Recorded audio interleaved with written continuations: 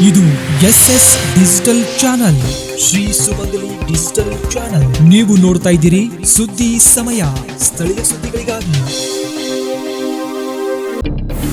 ಸುದ್ದಿ ಸಮಯದ ಪ್ರಾಯೋಜಕರು Mahalakshmi jewellers, gold hub, main road, Kalaburagi. Adarsh ಆಸ್ಪತ್ರೆ, ಆದರ್ಶ ಮೆಡಿಕಲ್ ಮೇಲುಗಡೆ, ಮೊದಲನೆಯ ಮಹಡಿ, super market, Kalaburagi. Girish kidney foundation ಮತ್ತು ಮಲ್ಟಿ ಸ್ಪೆಷಾಲಿಟಿ ಆಸ್ಪತ್ರೆ, Tahir Mohiuddin building, Jayanagar bus stop ಎದುರುಗಡೆ, ಸ್ವಸ್ತಿಕ್ ನಗರ, ಸೇಡಂ ರಸ್ತೆ, ಕಲಬುರಗಿ. ಅಥರ್ವ ಹೋಟೆಲ್, ನೈಸರ್ಗಿಕ ಆಹಾರದ ಹೊಳಪು, lodging, pure veg restaurant, Ram Mandir circle, high court ರಸ್ತೆ, ಕಲಬುರಗಿ.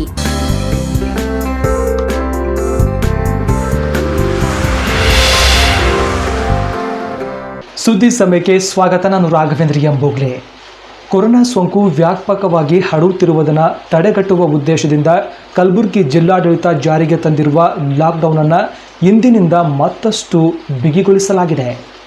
ಕೊರೋನಾ ವೈರಸ್ ಸೋಂಕು ವ್ಯಾಪಕವಾಗಿ ಹರಡುತ್ತಿರುವುದನ್ನು ತಡೆಯಲು ಕಲಬುರಗಿ ಜಿಲ್ಲಾಡಳಿತ ಲಾಕ್ಡೌನ್ ಅನ್ನು ಇಂದು ಬಿಗಿಗೊಳಿಸಿದೆ. ಲಾಕ್ಡೌನ್ ಜಾರಿ ಹಿನ್ನೆಲೆಯಲ್ಲಿ ಕಲಬುರಗಿ ನಗರದ ಪ್ರಮುಖ ಸ್ಥಳಗಳಲ್ಲಿನ ಅಂಗಡಿ ಮುಂಗಟ್ಟುಗಳನ್ನು ಮುಚ್ಚಲಾಗಿದ್ದು, ಆಟೋ, ಕಾರ್, ಬೈಕ್ ಸೇರಿದಂತೆ ಇತರೆ ವಾಹನಗಳ ಓಡಾಟಕ್ಕೆ ಬಹುತೇಕ ಕಡಿವಾಣ ಬಿದ್ದಿದೆ.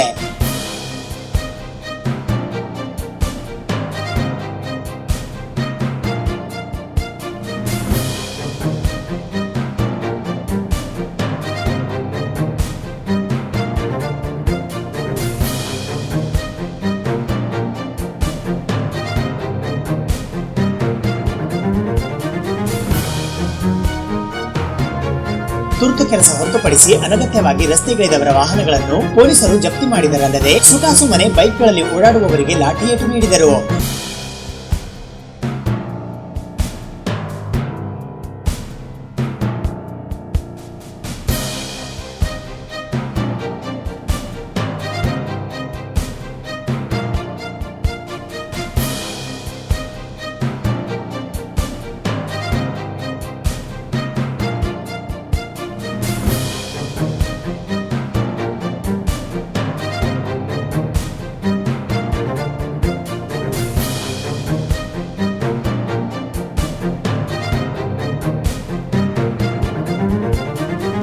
ಲಾಕ್ಡೌನ್ ಜಾರಿ ಹಿನ್ನೆಲೆಯಲ್ಲಿ ಪೊಲೀಸ್ ಇಲಾಖೆ ನಗರ ವ್ಯಾಪ್ತಿಯಲ್ಲಿ ಹೆಚ್ಚಿನ ಪೊಲೀಸ್ ಸಿಬ್ಬಂದಿಯನ್ನು ನಿಯೋಜಿಸಿದ್ದು, ಪ್ರಮುಖ ಸ್ಥಳಗಳು ಮತ್ತು ರಸ್ತೆಗಳಲ್ಲಿ ಪೊಲೀಸರ ಗಸ್ತು ಹೆಚ್ಚಾಗಿದೆ.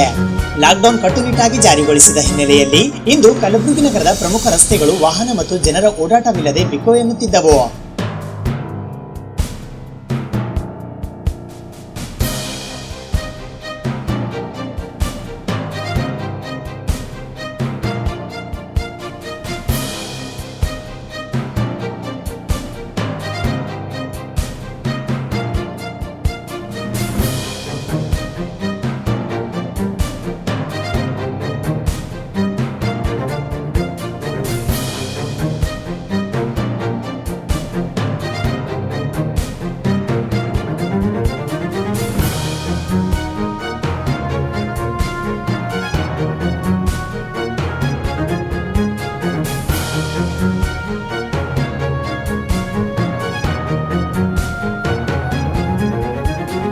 ಹೋಟೆಲ್ಗಳನ್ನು ತೆರೆಯಲಾಗಿದ್ದರೂ ಊಟ ಉಪಹಾರವನ್ನು ಪಾರ್ಸಲ್ ತೆಗೆದುಕೊಂಡು ಹೋಗಲು ಮಾತ್ರ ಅವಕಾಶ ಕಲ್ಪಿಸಲಾಗಿದೆ.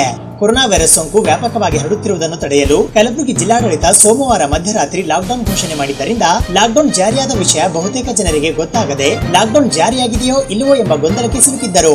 ಇದರಿಂದಾಗಿ ಎಂದಿನಂತೆ ಸಹಜವಾಗಿ ಓಡಾಟ ಆರಂಭಿಸಿದರು. ಪೊಲೀಸರು ನಿನ್ನೆ ಮಧ್ಯಾಹ್ನದ ವೇಳೆಗೆ ಲಾಕ್ಡೌನ್ ಬಿಗಿಗೊಳಿಸಿ ಜನರ ಅನಗತ್ಯ ಓಡಾಟಕ್ಕೆ ಕಡಿವಾಣ ಹಾಕಿದ್ದರು.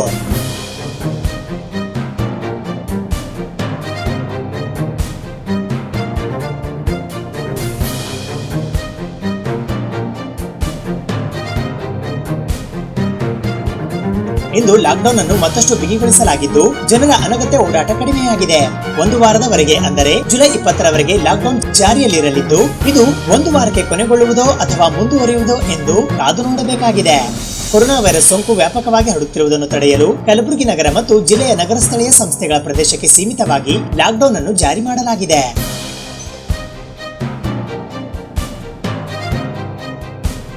ದ್ವಿತೀಯ PUC ಪರೀಕ್ಷೆಯಲ್ಲಿ ನಾಯಕ್ ಸರ್ ಅವರ ಶ್ರೀಗುರು ಸ್ವತಂತ್ರ ಕಾಲೇಜು 99.24% ಫಲಿತಾಂಶದೊಂದಿಗೆ ಪ್ರಥಮ, ದ್ವಿತೀಯ ಮತ್ತು ತೃತೀಯ ಸ್ಥಾನವನ್ನು ಪಡೆದುಕೊಂಡಿದೆ.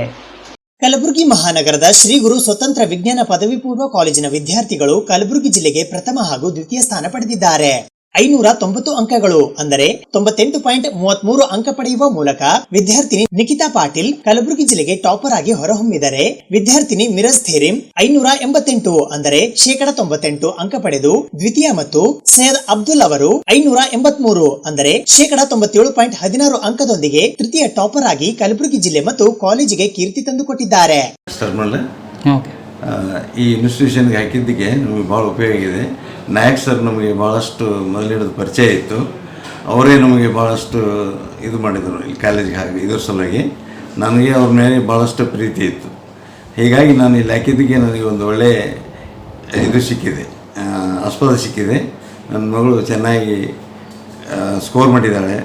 My name is Nikita Patil and I have secured 590 out of 600 and I am from Sri Guru Independent PU College, Kalburgi.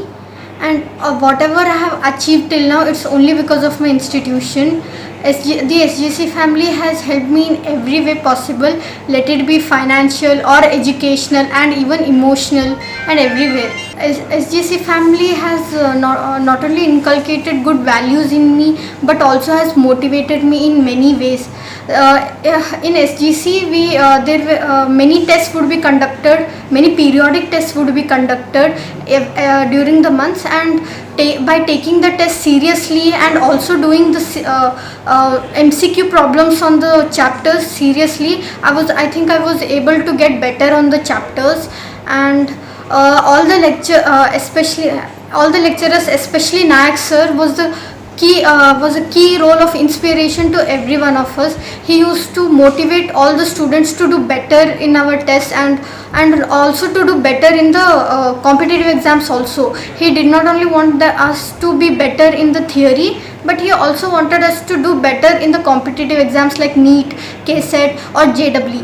And he even provided us books also to study, to increase our knowledge and to get more information on that.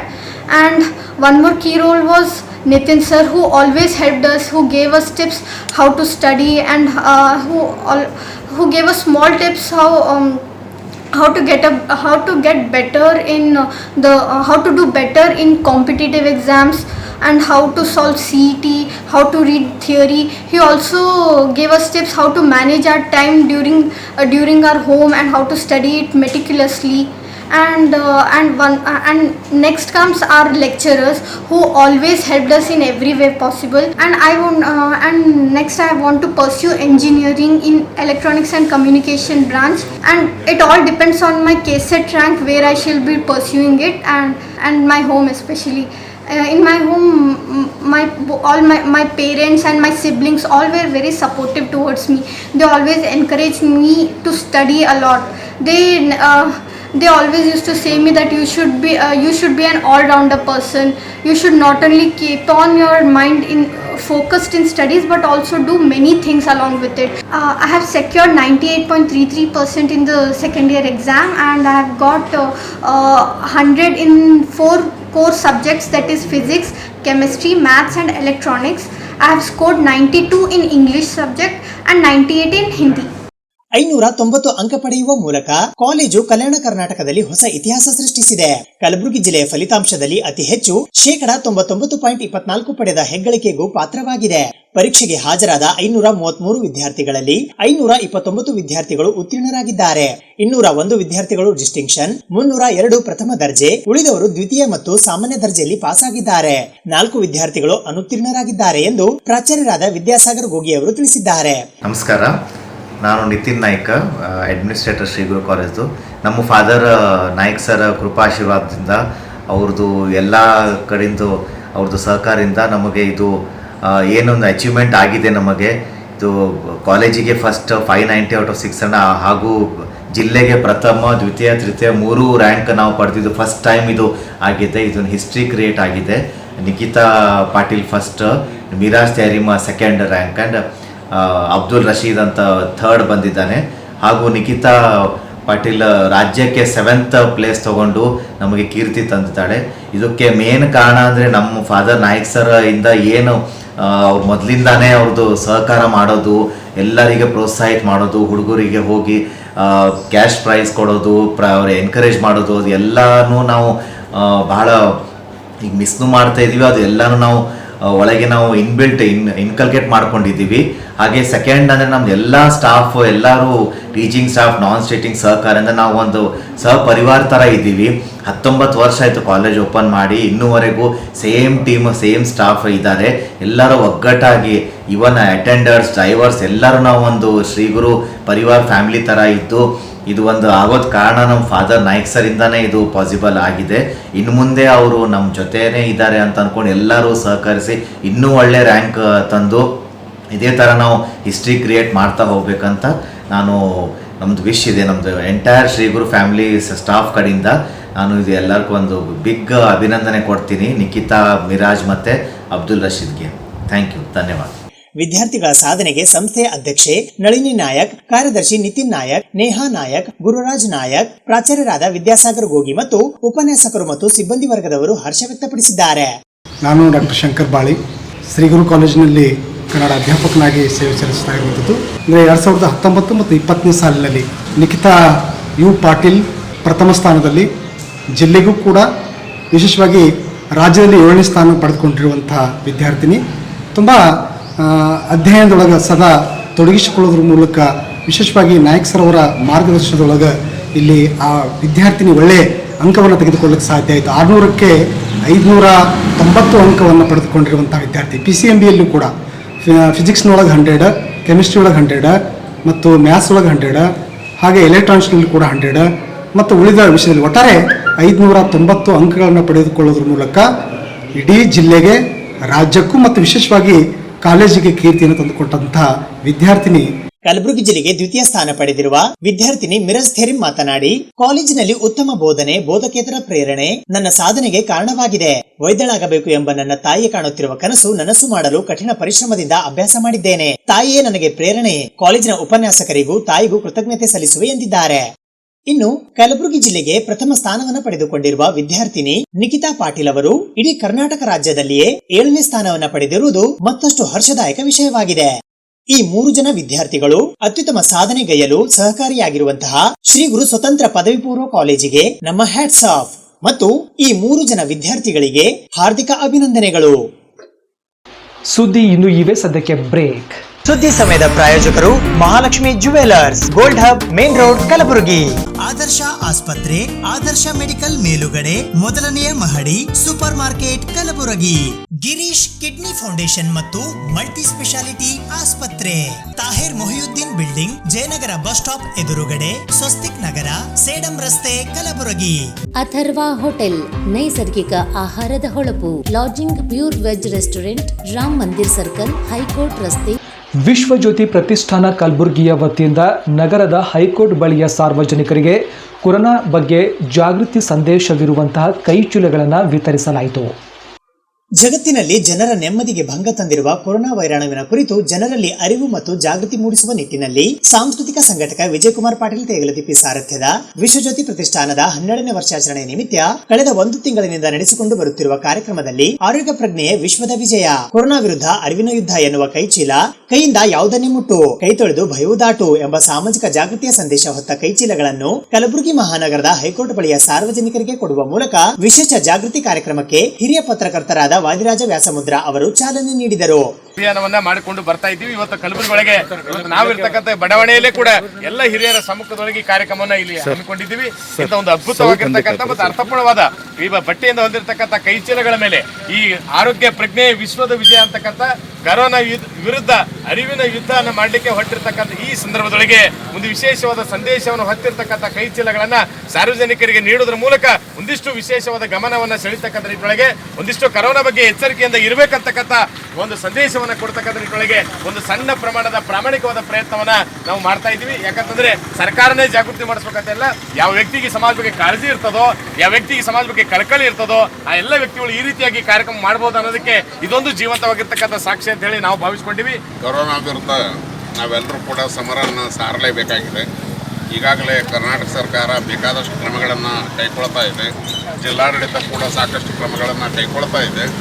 ಯಾವಾಗ ಸಾರ್ವಜನಿಕರು ಕೈ ಜೋಡಿಸ್ತಾರೋ ಆಗ ಇಂಥ ಕಾರ್ಯಕ್ರಮಗಳು ಯಶಸ್ವಿಯಾಗಿ ಎಲ್ಲ ಜನರಿಗೆ ಒಂದು ಆರೋಗ್ಯ ರಕ್ಷಣೆ ಮಾಡಲಿಕ್ಕೆ ಸಾಧ್ಯ ಆಗ್ತದೆ ಅನ್ನೋ ಹಿನ್ನೆಲೆಯಲ್ಲಿ ವಿಶ್ವಜ್ಯೋತಿ ಪ್ರತಿಷ್ಠಾನದವರು ಮತ್ತು ಗೆಳೆಯರ ಬಳಗದವರು ಸೇರಿಕೊಂಡು ಮಾಡಿರುವಂಥ ಈ ಕಾರ್ಯಕ್ರಮ ಭಾಳ ಅದ್ಭುತ ಮತ್ತು ಅತ್ಯಂತ ಉಪಯುಕ್ತ ಕಾರ್ಯಕ್ರಮ ಅಂಥೇಳಿ ನಾನು ಅಂದ್ಕೊಳ್ತೀನಿ.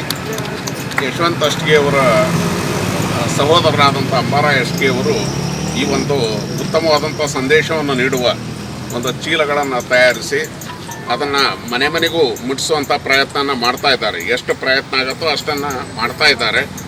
ದೇಶ ಇವತ್ತು ಜನರಿಲ್ಲಾರುವಂತಹ ಕಷ್ಟ ಸ್ಥಿತಿಯಾಗಿದೆ. ಆರ್ಥಿಕವಾಗಿ, ಸಾಮಾಜಿಕವಾಗಿ, ಆರೋಗ್ಯ ದೃಷ್ಟಿಯಲ್ಲೂ ಸಹಿತ ತುಂಬ ಹೀನಾಯ ಸ್ಥಿತಿಗಳನ್ನು ನಾವು ಇವತ್ತಿದ್ದೀವಿ. ಮತ್ತು ನಾವೆಲ್ಲರೂ ನಾಗರಿಕರಾಗಿ ನಾಗರಿಕ ಬದ್ಧತೆಯನ್ನು ಮೆರೆಯುವುದರ ಕರೋನಾ ರೋಗಾಣುಗಳ ಶಕ್ತಿ ಇಲ್ಲ ನಮ್ಮನ್ನು ಕೊಲ್ಲುವಷ್ಟು. ನಾವು ಅಜಾಗರೂಕತೆಯನ್ನೇ ಅದಕ್ಕೆ ನಾವು ತಾಕತ್ತು ಕೊಟ್ಟಿದ್ದೀವಿ. ನಾವು ಜಾಗೃತರಾಗಿದ್ದೇ ಅಂದರೆ ಅದರ ವಿರುದ್ಧ ಹೋರಾಟ ಮಾಡೋದು ದೊಡ್ಡ ಕೆಲಸ. ಆ ನಿಟ್ಟಿನೊಳಗೆ ಇದೊಂದು ಸಣ್ಣ ಪ್ರಯತ್ನ ನಾವೆಲ್ಲ ಇದು ಸಾರ್ವಜನಿಕರು ಎಲ್ಲರೂ ಈಗ ನಾವೇನೆಲ್ಲರೂ ಸೇರಿವಿ ಅವೇರ್ನೆಸ್ ತಂದಾಗ ಮಾತ್ರ ಇದನ್ನು ಈ ಕರೋನಾ ರೋಗ ಹೊಡೆದೋಡಿಸ್ಲಿಕ್ಕೆ ಆಗ್ತದೆ.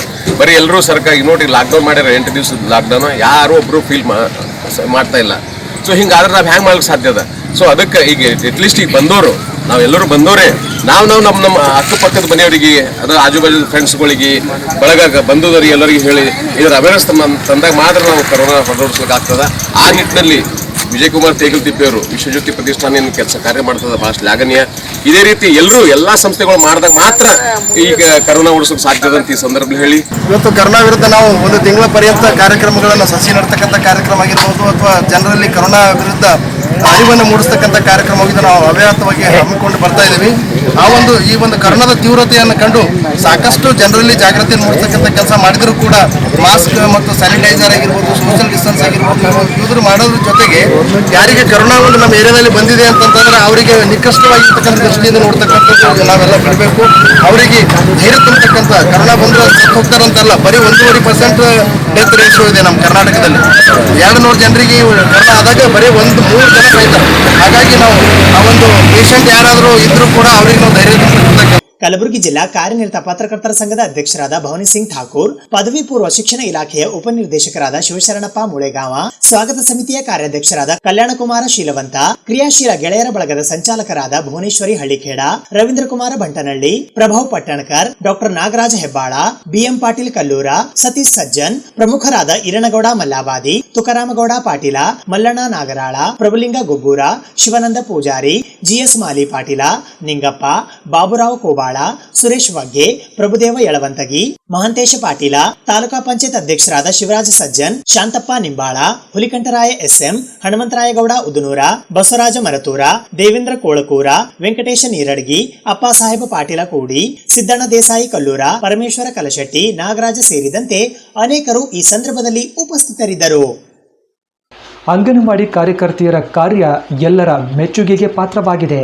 ಅವರು ಪ್ರತಿ ಮನೆಗಳಿಗೆ ಗರ್ಭಿಣಿಯರಿಗೆ ಬೇಕಾಗುವ ಪೌಷ್ಟಿಕ ಆಹಾರಗಳ ಕಿಟ್ಗಳನ್ನು ವಿತರಿಸುತ್ತಿದ್ದಾರೆ. ಕಲ್ಲಹಿಪ್ಪರಗ ವಲಯದ ಶ್ರೀಮತಿ ರಮಾಬಾಯಿ ಮೇಲ್ವಿಚಾರಕಿ ಅವರ ಮಾರ್ಗದರ್ಶನದಿಂದ ನಿಪ್ಪಾಣಿ 2ನೇ ಅಂಗನವಾಡಿ ಕಾರ್ಯಕರ್ತೆಯಾದ ಶ್ರೀಮತಿ ಜಗದೇವಿ ಸಹಾಯಕಿಯಾದ ಶ್ರೀಮತಿ ಗಂಗಮ್ಮನವರು ಅಂಗನವಾಡಿ ಕೇಂದ್ರದ ಮಕ್ಕಳಿಗೆ ವಿತರಿಸುವ ಎನೆಭರಿತ ಹಾಲಿನ ಪುಡಿಯಿಂದ ವೈವಿಧ್ಯ ರೀತಿಯ ಪೇಡೆಯನ್ನು ತಯಾರಿಸಿ ಅಂಗನವಾಡಿ ಕೇಂದ್ರದ ಮಕ್ಕಳಿರುವ ಮನೆಗಳಿಗೆ ವಿತರಿಸುತ್ತಿರುವುದು ಸಂತಸದ ಸಂಗತಿಯಾಗಿದೆ. ಮಾಡಬುಳು ವಲಯದ ಶ್ರೀಮತಿ ಶಿವಲೀಲಾ ಮೇಲ್ವಿಚಾರಕಿ ಅವರ ಮಾರ್ಗದರ್ಶನದಿಂದ 11 ತಾಂಡಾದ ಅಂಗನವಾಡಿ ಕಾರ್ಯಕರ್ತೆಯರಾದ ಶ್ರೀಮತಿ ರೇಖಾ, ಸಹಾಯಕಿಯಾದ ಶ್ರೀಮತಿ ಸುಜಾತಾರವರು ಕೋವಿಡ್-19 ಕೊರೋನಾ ವೈರಸ್ ನಂತಹ ಸಂದಿಗ್ಧ ಪರಿಸ್ಥಿತಿಯಲ್ಲಿಯೂ ಕೂಡ ಸರ್ಕಾರದ ಆದೇಶದ ಅನ್ವಯ ಜವಾಬ್ದಾರಿಯಿಂದ ಫಲಾನುಭವಿಗಳ ಮನೆಗೆ ವಿತರಿಸುವ ಪೂರಕ ಪೌಷ್ಟಿಕ ಆಹಾರ ಸಹಾಯಕಿಯಾದ ಶ್ರೀಮತಿ ಸುಜಾತಾರವರ ಸಹಾಯದಿಂದ ಚೆಲ್ಲಾಪಿಲ್ಲಿಯಾಗದಂತೆ ಎಚ್ಚರ ವಹಿಸಿ ಪೊಟ್ಟಣಗಳಲ್ಲಿ ಕಟ್ಟಿ ಬುಟ್ಟಿಗಳಲ್ಲಿ ಇಟ್ಟುಕೊಂಡು ಮನೆಗಳಿಗೆ ತೆರಳಿ ವಿತರಿಸುತ್ತಿದ್ದಾರೆ. ಮಂಗಲ್ಗಿ ವಲಯದ ಶ್ರೀಮತಿ ವಿಜಯಲಕ್ಷ್ಮಿ ಮೇಲ್ವಿಚಾರಕಿಯವರ ಸೂಚನೆಯಂತೆ ಕಾಳಗಿ 4ನೇ ಕೇಂದ್ರದ ಕಾರ್ಯಕರ್ತೆಯಾದ ಶ್ರೀಮತಿ ಸುಲೋಚನಾರವರು ತೀವ್ರ ಅಪೌಷ್ಟಿಕ ಮಗುವಿಗೆ ಮಕ್ಕಳ ಆರೋಗ್ಯ ಪುನಶ್ಚೇತನ ಕೇಂದ್ರ ಜಿಮ್ಸ್ ಆಸ್ಪತ್ರೆ ಕಲಬುರಗಿಗೆ ದಾಖಲಾತಿ ಮಾಡಿದ್ದಾರೆ. ಅಣಕಲ ವಲಯದ ಶ್ರೀಮತಿ ಉಷಾ ಕೆಎಂ ಮೇಲ್ವಿಚಾರಕಿಯ ಪ್ರೋತ್ಸಾಹ ನೀಡಿ ಬೆಡಸೂರು 3ನೇ ಅಂಗನವಾಡಿ ಕೇಂದ್ರದ ಫಲಾನುಭವಿಗಳಿಗೆ ಕಾರ್ಯಕರ್ತೆಯಾದ ಶ್ರೀಮತಿ ಕನ್ಯಾಕುಮಾರಿ, ಸಹಾಯಕಿಯಾದ ಶ್ರೀಮತಿ ಬಸಮ್ಮ ಹಾಗೂ ಬಾಲ ವಿಕಾಸ ಸಮಿತಿಯ ಅಧ್ಯಕ್ಷೆ ಶ್ರೀಮತಿ ಭಾಗ್ಯಶ್ರೀ ಮಗುವಿನ ತಾಯಿಯಾದ ಶ್ರೀಮತಿ ಪದ್ಮಾವತಿ ಅವರ ಸಹಾಯದಿಂದ ಆಹಾರ ಸಾಮಗ್ರಿಗಳ ಪೊಟ್ಟಣಗಳು ಕಟ್ಟಿ ಫಲಾನುಭವಿಗಳಿಗೆ ವಿತರಿಸಲು ಸಿದ್ಧತೆ ಮಾಡಿಕೊಂಡರು. ಕೋರವಾರ ವಲಯದ ಶ್ರೀಮತಿ ಶಂಶಾದ್ ಬಿರಾದಾರ್ ರವರ ಸೂಚನೆಯಂತೆ ಶ್ರೀಮತಿ ಪಾರ್ವತಿ ಅಂಗನವಾಡಿ ಕಾರ್ಯಕರ್ತೆ ಡೊಣ್ಣೂರ್ ಅಂಗನವಾಡಿ ಕೇಂದ್ರದಲ್ಲಿ ಮಕ್ಕಳಿಗೆ ತೂಕ ಮಾಡುವ ಕೆಲಸ ನಿರ್ವಹಿಸಿದರು. ತೇಂಗ್ಳಿ ವಲಯದ ಶ್ರೀಮತಿ ಪ್ರತಿಭಾ ಮೇಲ್ವಿಚಾರಕಿಯರು ಅಂಗನವಾಡಿ ಕಾರ್ಯಕರ್ತೆಯರಾದ ಶ್ರೀಮತಿ ಭೀಮಾಬಾಯಿ ತೇಂಗ್ಳಿ 5ನೇ ಅಂಗನವಾಡಿ ಕೇಂದ್ರದಲ್ಲಿ ಬಾಲ ವಿಕಾಸ ಸಮಿತಿ ಸಭೆ ಮಾಡಿದರು. ಚಿತ್ತಾಪುರ ವಲಯದ ಬಸವನಗರ 1ನೇ ಅಂಗನವಾಡಿ ಕೇಂದ್ರದ ಅಂಗನವಾಡಿ ಕಾರ್ಯಕರ್ತೆಯಾದ ಶ್ರೀಮತಿ ವಿಜಯಲಕ್ಷ್ಮಿ ಅವರು ತಾಲೂಕು ಆರೋಗ್ಯ ಕೇಂದ್ರದಲ್ಲಿ ಮಕ್ಕಳಿಗೆ ತಪಾಸಣೆ ಮಾಡಿಸಿದರು. ದಂಡೋತಿ ವಲಯದ ಅಂಗನವಾಡಿ ಕಾರ್ಯಕರ್ತೆಯಾದ ಶ್ರೀಮತಿ ರಾಧಾಬಾಯಿ ದಂಡೋತಿ 8ನೇ ಅಂಗನವಾಡಿ ಕೇಂದ್ರದಲ್ಲಿ ಪೂರಕ ಪೌಷ್ಟಿಕ ಆಹಾರವನ್ನು ಫಲಾನುಭವಿಗಳ ಮನೆಗಳಿಗೆ ತಳ್ಳುವ ಗಾಡಿಯ ಮೂಲಕ ವಿತರಿಸಿದರು. ಅಲ್ಲೂರ ಕೆ ವಲಯದ ಭೀಮನಹಳ್ಳಿ 4ನೇ ಅಂಗನವಾಡಿ ಕೇಂದ್ರದ ಶ್ರೀಮತಿ ಸುವರ್ಣ ಅಂಗನವಾಡಿ ಕಾರ್ಯಕರ್ತೆ RBSK ತಂಡದವರು ಫಲಾನುಭವಿಗಳಿಗೆ ಆರೋಗ್ಯ ತಪಾಸಣೆ ಮಾಡಿದರು. ದಂಡೋತಿ ವಲಯದ ದಂಡೋತಿ 5ನೇ ಕೇಂದ್ರದ ಅಂಗನವಾಡಿ ಕಾರ್ಯಕರ್ತೆಯಾದ ಶ್ರೀಮತಿ ವಿದ್ಯಾನಿಧಿ ಸಹಾಯಕಿಯಾದ ಶ್ರೀಮತಿ ಲಕ್ಷ್ಮೀರವರ ಸಹಾಯದಿಂದ ಪೂರಕ ಪೌಷ್ಟಿಕ ಆಹಾರ ವಿತರಣೆ ಮಾಡಲು ಸಿದ್ಧತೆ ಮಾಡಿಕೊಂಡರು. ಅಲ್ಲೂರ್ ಕೆ ವಲಯದ ಶ್ರೀಮತಿ ಕಾಶಮ್ಮ ಅಂಗನವಾಡಿ ಕಾರ್ಯಕರ್ತೆ ಡೋಣಗಾಂವ್ 4ನೇ ಕೇಂದ್ರದ ಅಂಗನವಾಡಿ ಕಾರ್ಯಕರ್ತೆಯವರು ಅಂಗನವಾಡಿ ಕೇಂದ್ರದ ಫಲಾನುಭವಿಗಳಿಗೆ ಕೋಳಿ ಮೊಟ್ಟೆಗಳನ್ನು ಮನೆ ಮನೆಗಳಿಗೆ ವಿತರಿಸುವ ಕಾರ್ಯ ಮಾಡಿದರು. ಕೊರೋನಾ ಮಹಾಮಾರಿಯಿಂದ ಜನರು ಸಂಕಷ್ಟದಲ್ಲಿರುವ ಹಿನ್ನೆಲೆಯಲ್ಲಿ ಡಾಕ್ಟರ್ ಮಲ್ಲಿಕಾರ್ಜುನ್ ಖರ್ಗೆಜಿಯವರು ಈ ಬಾರಿಯ ತಮ್ಮ ಹುಟ್ಟುಹಬ್ಬವನ್ನು ಆಚರಿಸಿಕೊಳ್ಳದಿರಲು ತೀರ್ಮಾನಿಸಿರುವುದಾಗಿ ಹೇಳಿದ್ದಾರೆ. ಹಿರಿಯ ಕಾಂಗ್ರೆಸ್ ಮುಖಂಡರು ಹಾಗೂ ರಾಜ್ಯಸಭೆ ಸದಸ್ಯರಾದ ಡಾಕ್ಟರ್ ಮಲ್ಲಿಕಾರ್ಜುನ್ ಖರ್ಗೆ ಅವರು ಈ ಬಾರಿ ತಮ್ಮ ಹುಟ್ಟುಹಬ್ಬ ಆಚರಿಸಿಕೊಳ್ಳದಿರಲು ನಿರ್ಧರಿಸಿದ್ದಾರೆ. ಕೋವಿಡ್-19 ವೈರಸ್ ದೇಶ ಹಾಗೂ ರಾಜ್ಯದಲ್ಲಿ ವ್ಯಾಪಿಸಿದೆ. ಪರಿಣಾಮವಾಗಿ ಒಂದು ಕಡೆ ಸಾರ್ವಜನಿಕರು, ಕೂಲಿ ಕಾರ್ಮಿಕರು ಸೇರಿದಂತೆ ಹಲವರು ತೀವ್ರ ಸಂಕಷ್ಟಕ್ಕೆ ಈಡಾಗಿದ್ದಾರೆ. ಮತ್ತೊಂದು ಕಡೆ ಸಾವಿರಾರು ಸಂಖ್ಯೆಯ ಸೋಂಕಿತರು ಆಸ್ಪತ್ರೆಯಲ್ಲಿ ಜೀವನ ಮರಣದ ಮಧ್ಯೆ ಹೋರಾಟ ನಡೆಸುತ್ತಿದ್ದಾರೆ. ಹೀಗಾಗಿ ಈ ಸಲದ ಹುಟ್ಟುಹಬ್ಬ ಆಚರಿಸಿಕೊಳ್ಳುತ್ತಿಲ್ಲ ಎಂದು ಹಿರಿಯ ಕಾಂಗ್ರೆಸ್ ನಾಯಕರಾದ ರಾಜ್ಯಸಭೆ ಸದಸ್ಯರಾದ ಡಾಕ್ಟರ್ ಮಲ್ಲಿಕಾರ್ಜುನ್ ಖರ್ಗೆ ಅವರು ತಿಳಿಸಿದ್ದಾರೆ. ಪ್ರತಿ ವರ್ಷ ಹುಟ್ಟುಹಬ್ಬದ ಸಮಯದಲ್ಲಿ ಬಂದು ನೀವೆಲ್ಲ ಆಶೀರ್ವಾದ ನೀಡಿದ್ದೀರಿ. ಆದರೆ ಈ ಸಲ ಕೋವಿಡ್ ನಿಂದಾಗಿ ಪರಿಸ್ಥಿತಿ ಚಿಂತಾಜನಕವಾಗಿದೆ. ಅಲ್ಲದೆ ಬೆಂಗಳೂರು ನಗರದಲ್ಲಿ ಜುಲೈ 22ರವರೆಗೆ ಲಾಕ್ಡೌನ್ ಜಾರಿಯಲ್ಲಿರುತ್ತದೆ. ಹೀಗಾಗಿ ಇದೇ ಜುಲೈ 21ರಂದು ತಮ್ಮ ಹುಟ್ಟುಹಬ್ಬ ಆಚರಿಸಿಕೊಳ್ಳುತ್ತಿಲ್ಲ. ಆದ್ದರಿಂದ ಅಭಿಮಾನಿಗಳು ಹಾಗೂ ಪಕ್ಷದ ಕಾರ್ಯಕರ್ತರು ಕೂಡ ಈ ಸಲ ತಮ್ಮ ಹುಟ್ಟುಹಬ್ಬ ಆಚರಿಸದೆ ಸೋಂಕಿತರ ಕುಟುಂಬದವರಿಗೆ ಕೈಲಾದ ಸಹಾಯ ನೀಡಬೇಕು ಎಂದು ಮಲ್ಲಿಕಾರ್ಜುನ್ ಖರ್ಗೆ ಅವರು ಮನವಿ ಮಾಡಿದ್ದಾರೆ.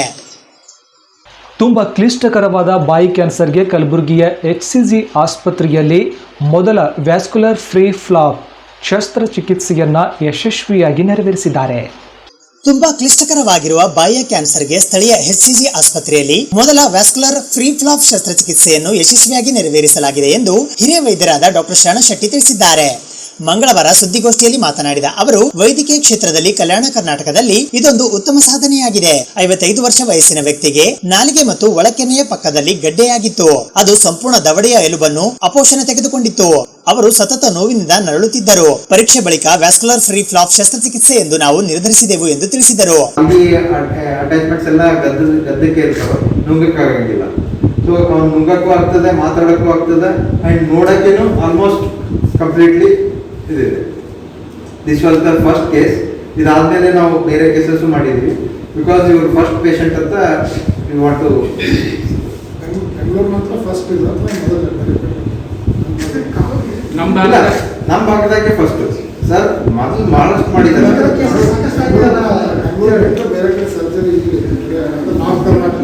ನಾರ್ತ್ ಕರ್ನಾಟಕದಲ್ಲಿ, ಬೆಂಗಳೂರು ಹೈದರಾಬಾದಲ್ಲೆಲ್ಲ ಕಾಮನ್ ಆಗಿ.